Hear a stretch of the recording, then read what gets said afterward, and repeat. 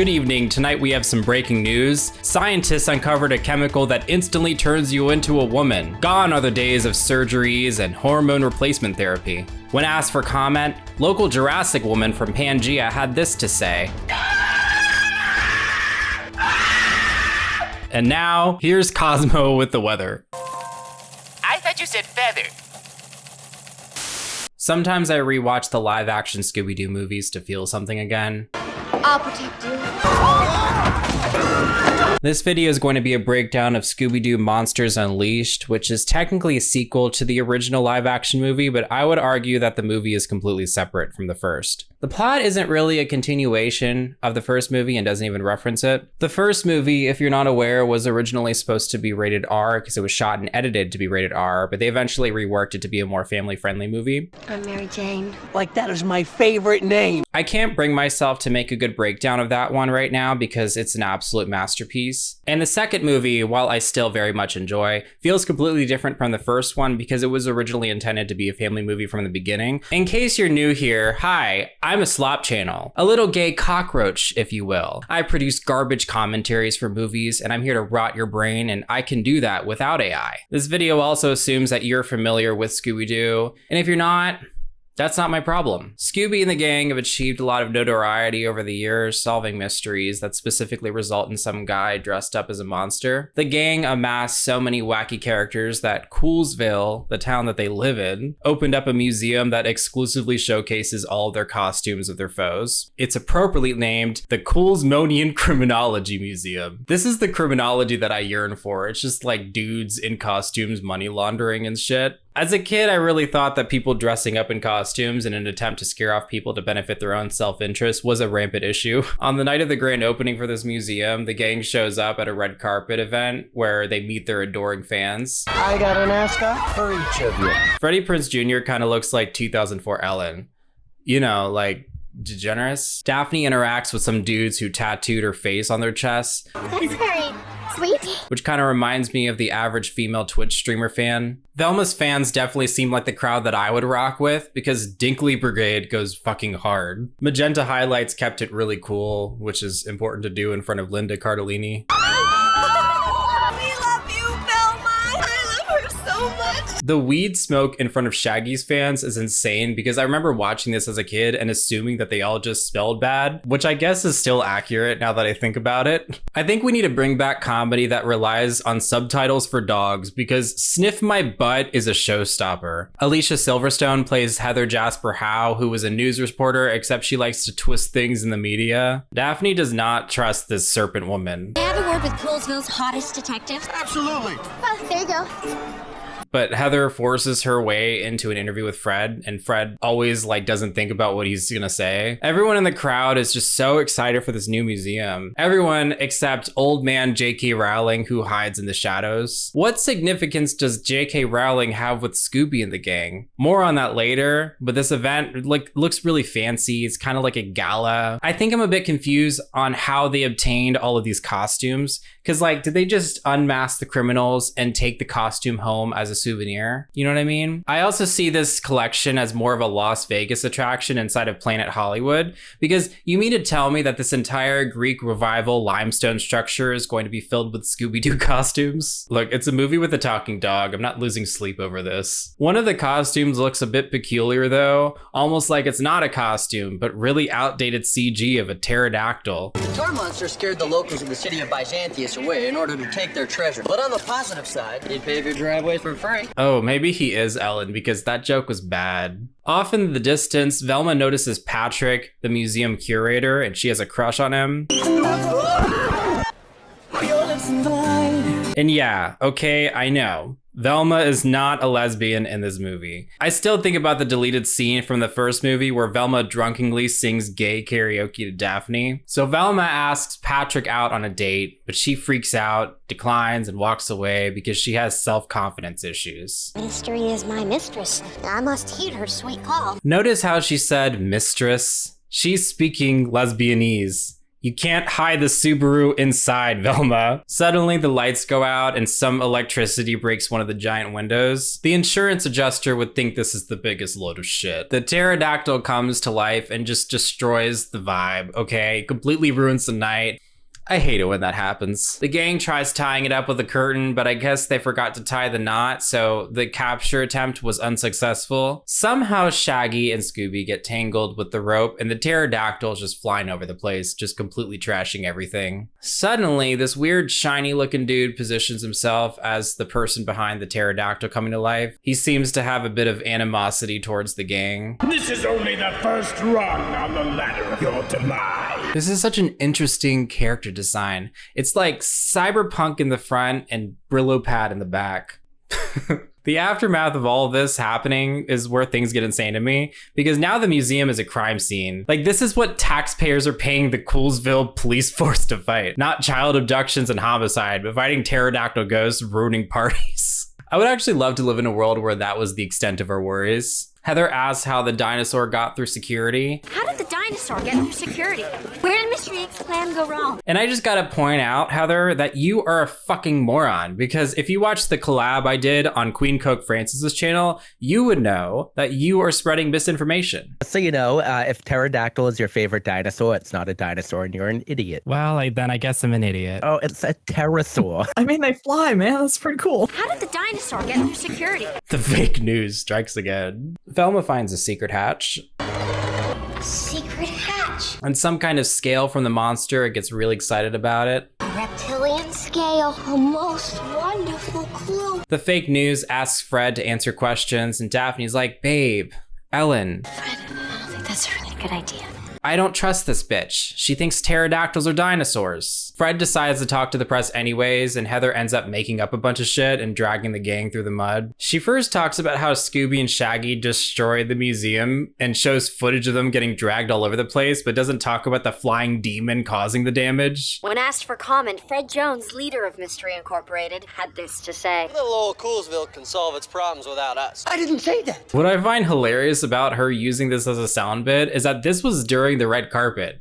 Like, they don't even show whatever he said to her when she asked for a comment after the whole incident. So she's just lying. The house they all live in is so pimped out, has a sunken living room. And what is that, eucalyptus? I have to know how they make money, because they typically would fall into these mysteries by accident. It would have made more sense if they had some kind of reality TV show to establish their newfound fame. But I guess kids don't give a shit, because I knew I didn't give a shit when I first watched this. I thought, yeah, of course they would live there. Like, where else would they live? So Shaggy and Scooby are overhearing the fake news in the background, and they just feel so bad because they blame themselves for everything. The gang is all kind of pinning this on Scooby and Shaggy, because apparently they were the ones in charge of tying up the ghost.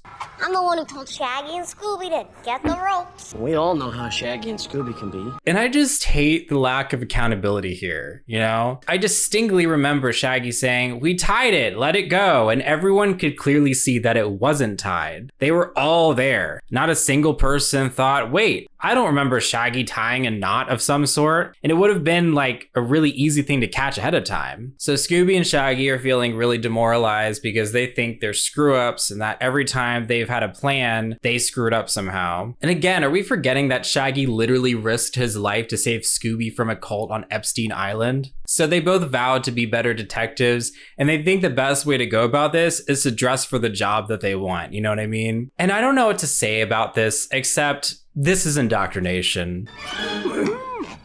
Scooby, those so don't go with that sweater. Dogs biologically cannot wear go-go boots. It's biology. I'm a biologist. What are these strange markings? Me when I read something in Chinese.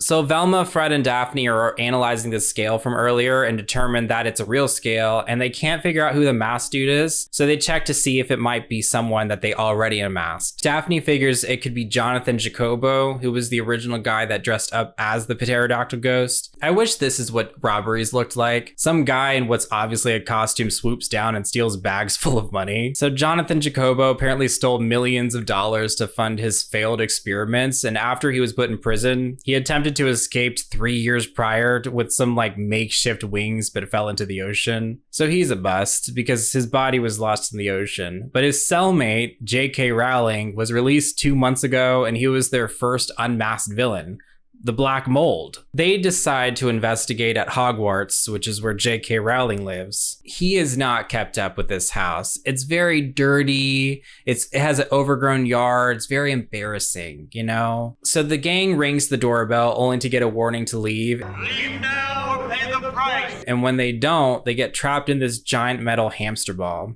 Hey, what's a junk? Yeah, Velma, don't step on Ellen's balls. Daphne uses makeup to bypass the fingerprint scanner. And like, I don't know if that would work, but I remember watching this as a kid thinking that this was the most badass thing ever. I enjoy being a girl. Who has a statue of himself in their house? J.K. Rowling, apparently. This place is dusty, it's stinky, there's cobwebs everywhere. No wonder there was mold in the bathroom. The gang splits up to look for clues as expected. Scooby and Shaggy don't really put much thought into what they're looking for. They just kind of rummage through his belongings. I mean, I know J.K. Rowling is an old, crusty hog, but what is with the hoarding situation? Aw, it's kind of sad. Scooby has this little sticky note on his paw that says, "The faux ghost, tonight." Imagine being an author and spelling tonight wrong. Scooby and Shaggy pocket this and decide to investigate, and suddenly they are interrupted by the Black Knight ghost, which brings us into this silly chase scene that transitions into Daphne having a sword fight. Turns out all they needed to do was kick the Black Knight in the balls so they can run away. Scooby and Shaggy do a very curious thing. They do not tell the gang about the clue that they found and decide to go investigate themselves while the rest of the gang analyzes footprints and whatever. Scooby's feeling kinda like he's got rabies. Scooby is so cute. Velma gets some scanning results and finds out the element that's being used to make monsters, but suddenly she notices Patrick show up at the door, and Velma's flustered because she has a crush on him and stuff. Why does Daphne have a t-shirt with her face on it? Is she just wearing her merch? Distractions to keep you away from what really frightens you. Intimacy with another person. Kiss, kiss, kiss, kiss, kiss. Daphne is giving Velma a pep talk about building up her confidence to go to talk to this guy, and Daphne's like, okay, how about we make you completely unrecognizable? Who's your mommy? My mommy? So did Velma just have this leather orange jumpsuit lying around? That's a bit curious. I mean, it's orange, so it's not Daphne's. This is giving Charlie's Angels, but bisexual. I think what Velma is signaling is complete domination. She wants to step on the little nerdy man from the museum, and I believe that is God's plan for her. My mommy? The way she moves in the jumpsuit with the loud leather sound effects just make this such a drag queen moment. They head off to go to the museum, which was kind of weird to me. I would think they'd go to dinner or something, but maybe they're like trying not to make it a date. Scooby and Shaggy are outside of the faux ghost, which turns out to be a hangout spot for all the past foes that they've unmasked. They know if they walk inside, they'll stick out, so they decide to dress in some really convincing disguises. Shaggy is dressed like a Lucky Charms Wizard of Oz pimp. Scooby has decided to go with a Saturday Night Fever jumpsuit with an afro wig, which now that I'm looking at it, I don't know how else he'd hide the ears other than wearing an afro. And yeah, I could address the low hanging balls in the room. Hey, handsome. Hello, baby. Oh, they would totally know that he's a dog. I don't think so. Like, who's to say that they don't assume he decided to show up in a costume? Like, these are all adult criminals who swindled everyone in cosplay, you know? It's important that they stay undercover because this place is clearly hostile towards Scooby and the gang. At the bar, Shaggy notices old man J.K. Rowling eating some 5-cent pickled eggs, his favorite snack. Old man J.K. Rowling is living in regret from his life of crime, but that he still hates the gang for locking him up. He's not very happy about that. I see those twerps.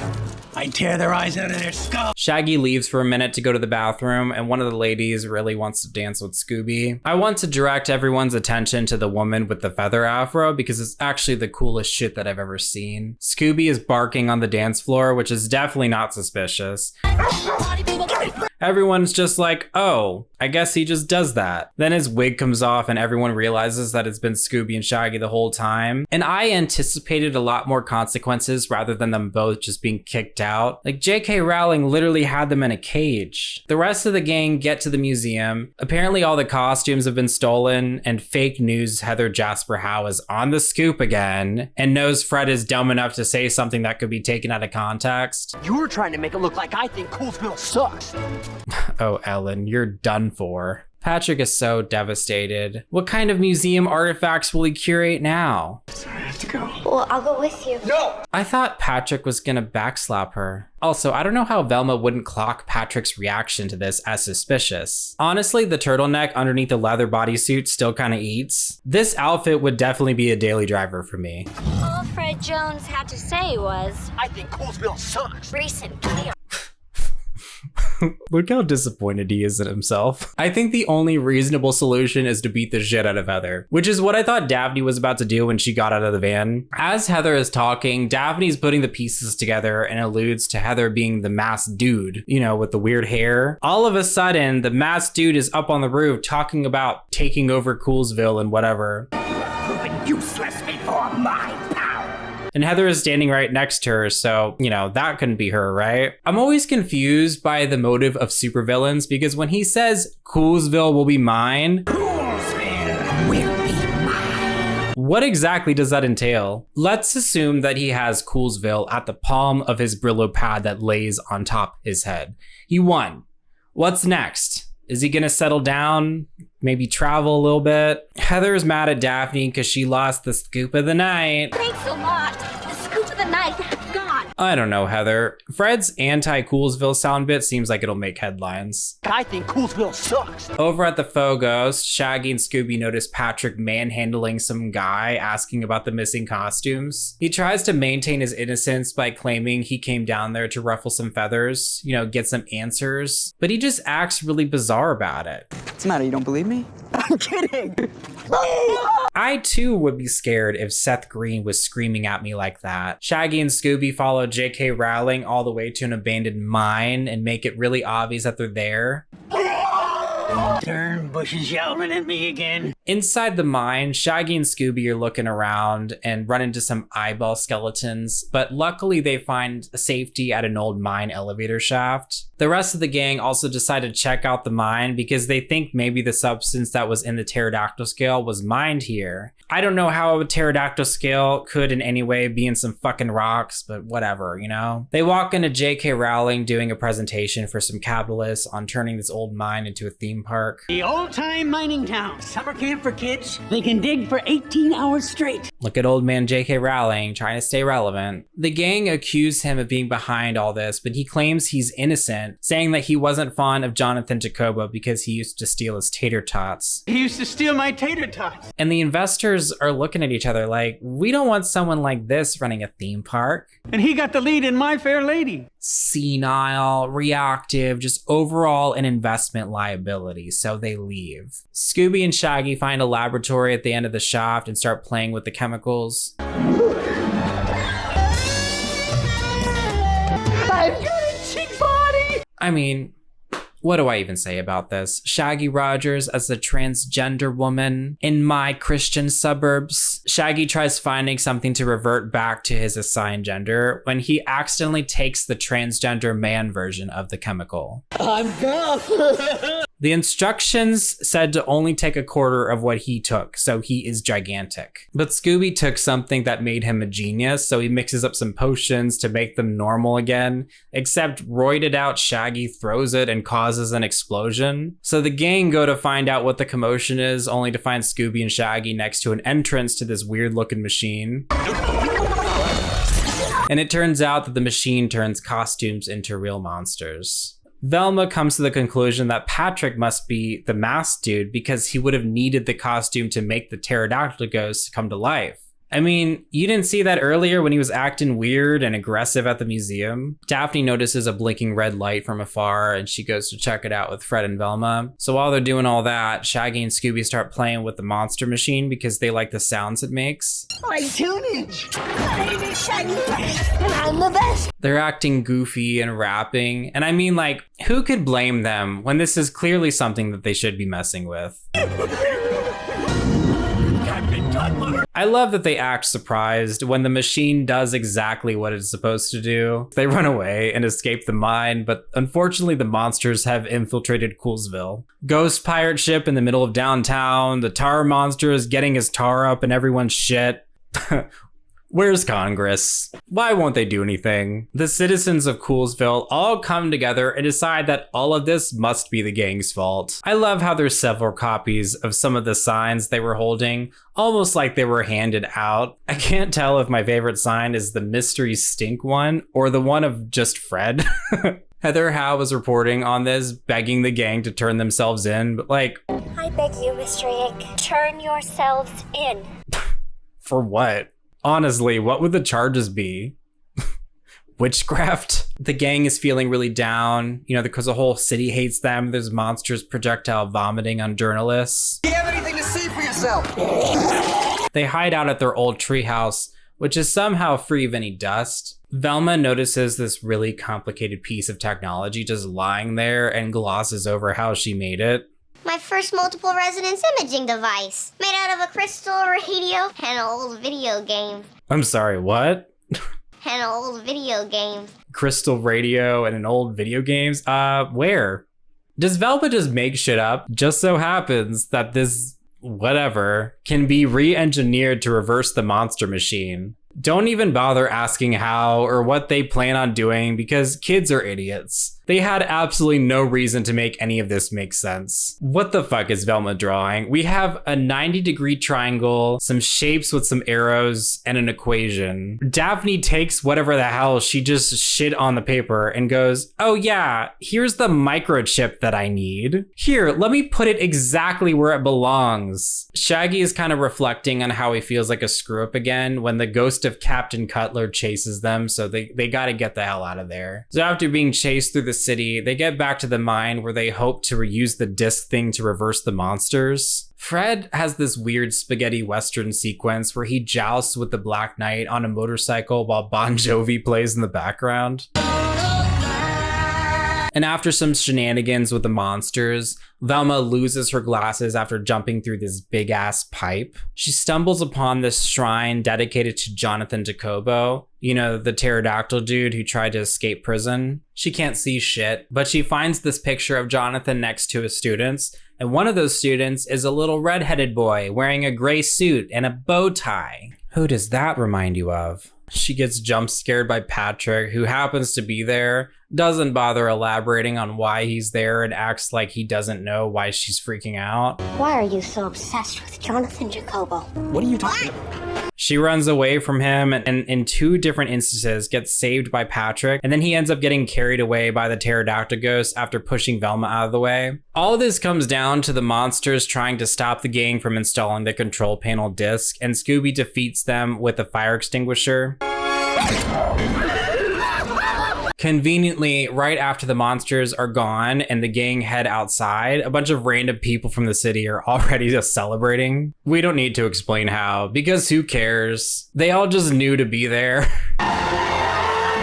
They unmasked the Brillo pad villain dude, and who else could it be other than our beloved fake news journalist Heather Howe? Apparently the news camera guy, Ned, dressed up as the villain while Heather was talking to Daphne, and that's how he ended up on the roof earlier. But surprise, surprise. Surprise, surprise! It's not really Heather Howe. It was Jonathan Jacobo this entire time. Wow, that's insane. You getting the lead in My Fair Lady wasn't enough, and stealing my tater tots! Looks like the only thing J.K. Rowling is guilty of is not maintaining his property, which may be a city violation, but it's not like he made a monster machine, okay? Like, we all know that J.K. Rowling would not be capable of that. He would not be capable of anything of the sort. Patrick tries telling Velma that everything she saw wasn't what she thought, but never gives any actual explanation of anything. I had nothing to do with it. I trust you. Like, there's this huge plot hole about Patrick that I'm just not equipped to break down right now. So I will instead link this video in the comments that was made by NerdSync, who made a really good video essay on Patrick specifically. specifically. I thought it was really cute that the very end of the movie has everyone dancing to a live performance of Ruben Studdard, who you may remember as the second winner of American Idol, which was a very 2004 decision to make. Ultimately, I think this movie did its job that, it's a mindless, entertaining movie to watch for the whole family to enjoy. So even though this movie has a bunch of obvious plot holes, I just really don't care all that much. And I think the random plot holes makes the movie a lot more fun to talk about anyways. So if you like this video, please like and subscribe, and we'll see you in the next one.